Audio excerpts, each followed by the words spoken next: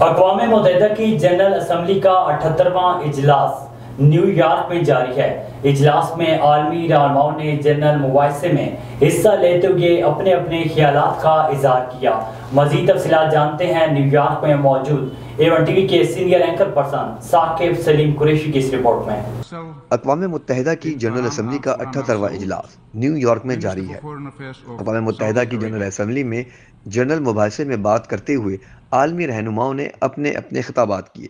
اس موقع پر سعودی عرب کے وزیر خارجہ نے کہا کہ تمام ممالک اقوام متحدہ کے چارٹر کا احترام کرتے ہوئے طاقت کے استعمال سے گریز اور انسانی حقوق کا احترام کریں۔ اقوام متحدہ کی جنرل اسمبلی میں خطاب کرتے ہوئے وزیر خارجہ فیصل بن فرحان السعود نے 2030 کے لیے سعودی عرب کے قومی تصور کا تذکرہ کیا۔ ان کا کہنا تھا اس میں آنے والی نسلوں کے لیے ترقی کے فروغ اور خواتین اور نوجوانوں کی تخلیقی صلاحیت کو بڑھا کر انہیں با اختیار بنانے کا مرکزی اہمیت دی ہے۔ انہوں نے مزید کہا کہ انسانی حقوق سب سے اہم ہیں اور سعودی عرب نے اپنے شہریوں کو تحفظ دینے کے قوانین اختیار کیے، جبکہ مشرق وسطی میں بہتر مستقبل کی تعمیر کے لیے بھی کام کیا جا رہا ہے۔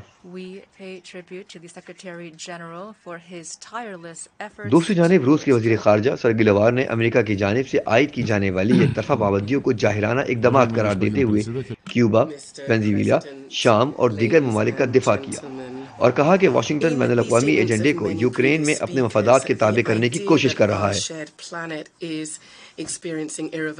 انہوں نے مزید کہا کہ اب وقت آ گیا ہے کہ عالمگیر بندوبست میں مکمل اصلاحات لائی جائیں، جن میں اقوام متحدہ کی زیر قیادت بین الاقوامی مالیاتی نظام اور اس کے اہم ادارے بھی شامل ہیں۔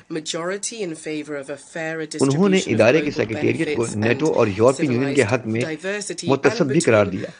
ان کا کہنا تھا کہ پرانا نظام کمزور پڑ رہا ہے جس پر واشنگٹن کا غلبہ رہا اور جو طویل عرصے سے مساوات کے اصول کو مسترد کرتا آیا ہے۔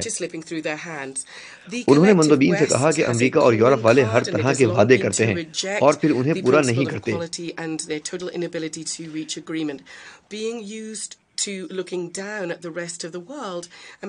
روس کے وزیر خارجہ نے روس کے صدر ٹویٹر کا حوالہ دیتے ہوئے ان کا کہنا تھا کہ مغرب واقعتاً جھوٹ کی سلطنت رہا ہے جس نے دوسری جنگ عظیم میں نازیزم کے خلاف جنگ کے دوران بھی اپنے سوویت اتحادیوں پر حملے کی سازش کی۔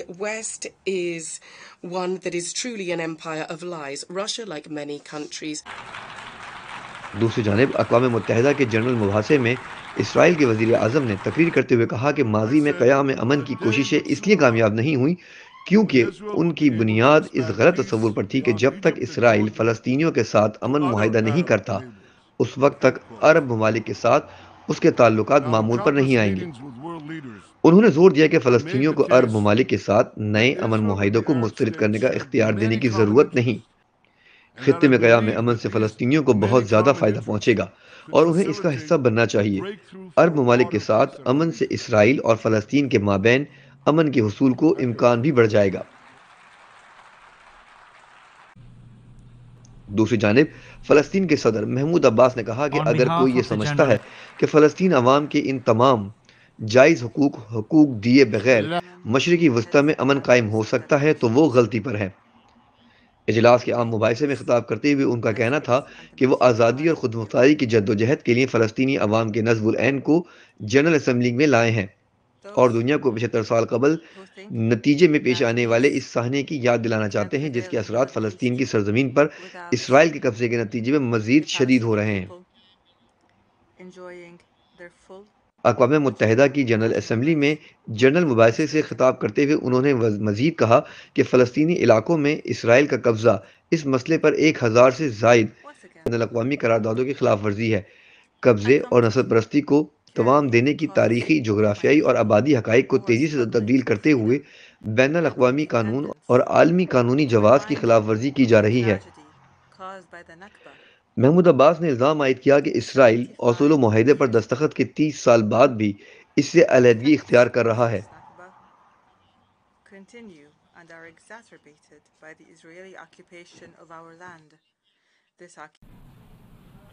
اقوام متحدہ کی جنرل اسمبلی کا 78واں اجلاس جس کی جنرل ڈیبیٹ 20 ستمبر کو شروع ہوئی، اس موقع پر چین کے نائب صدر ہان زینگ نے بھی کہا کہ عالمی برادری طاقت کی سیاست سے کنارہ کشی کرتے ہوئے تیزی سے کثیر قطبی صورت اختیار کرتی دنیا کو اپنائے جس میں اقوام متحدہ کو مرکزی حیثیت حاصل ہو۔ ان کا مزید کہنا تھا کہ چین ایسے بین الاقوامی نظام کی حمایت کی بھرپور حمایت کرتا ہے کہ جس میں اقوام متحدہ کا مرکزی کردار ہو اور غلبے طاقت کی سیاست یک طرفہ نظام اور سرد جنگ کی ذہنیت کو مسترد کرتا ہے۔ انہوں نے واضح کیا کہ چین کبھی دوسروں پر غلبہ پانے کی کوشش نہیں کرے گا اور صرف ممالک کی جانب سے عائد کردہ غیر قانونی اور یک طرفہ پابندیوں سے بین الاقوامی تعلقات میں یکجہتی اور استحکام کو بری طرح نقصان ہو رہا ہے۔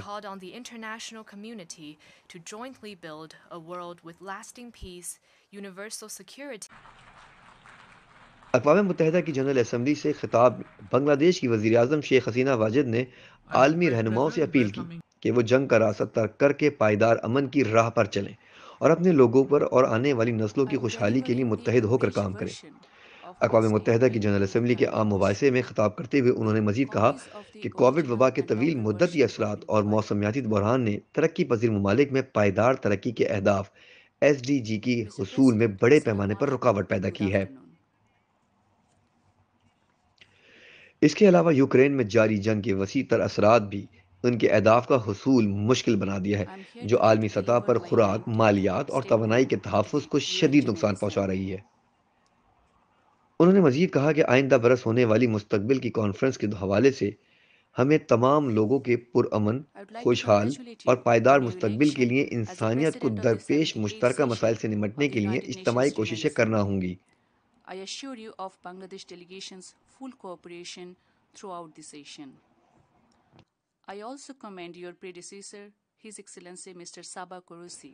جنرل اسمبلی اقوام متحدہ کی جنرل اسمبلی سے سیکرٹری جنرل اقوام متحدہ اینٹونیو گترش نے اپنے پیغام میں کہا کہ دنیا بھر میں تناؤ اور تنازعات کا خاتمہ کرنے کے لیے سفارتکاری، بات چیت اور تعاون کے کارآمد ذرائع سے کام لینا ہوگا۔ Ladies and gentlemen, just 9 days ago, many of the world's challenges coalesced in an awful hellscape. Thousands of people in Derna, Libya, lost their lives in epic, unprecedented flooding. They were victims general many times assembly over. اقوام متحدہ کی general assembly سے secretary general اقوام متحدہ Antonio گترش نے اپنے پیغام میں کہا کہ دنیا بھر میں تناؤ اور تنازعات کا خاتمہ کرنے کے لیے سفارتکاری، بات چیت اور تعاون کے کارآمد ذرائع سے کام لینا ہوگا۔ انہوں نے مزید کہا کہ جنگوں کے باعث ریکارڈ تعداد میں لوگ نقل مکانی پر مجبور ہیں، جنگلوں میں خوفناک آگ لگی ہے، سیلاب آ رہے ہیں اور درجہ حرارت بڑھ رہا ہے۔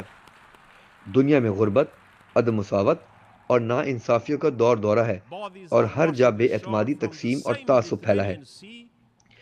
سیکرٹری جنرل نے کہا کہ ہمیں ان لاکھوں لوگوں کی خاطر عملی اقدامات اٹھانا ہے جو جنگ کی ہولناکیوں کا سامنا کر رہے ہیں۔ امن انسانیت کے لیے اعلیٰ مقصد ہی نہیں بلکہ یہ عملی اقدامات کی پکار بھی ہے۔ اس موقع پر انہوں نے اقوام متحدہ میں تمام مندوبین اور عالمی رہنماؤں سے اپیل کی کہ آئیے تمام لوگوں کے لیے امن کے قیام اور اسے آگے بڑھانے اور اسے قائم رکھنے کا عہد کریں۔